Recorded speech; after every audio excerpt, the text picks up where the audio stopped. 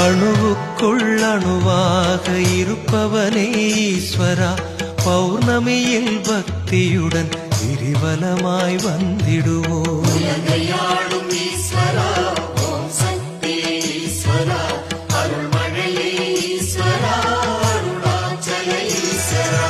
உனது அருள் இல்லாமல் எது நடக்கும் ஈஸ்வரா, பௌர்ணமியில் பக்தியுடன் கிரிவலமாய் வந்திடுவோம்.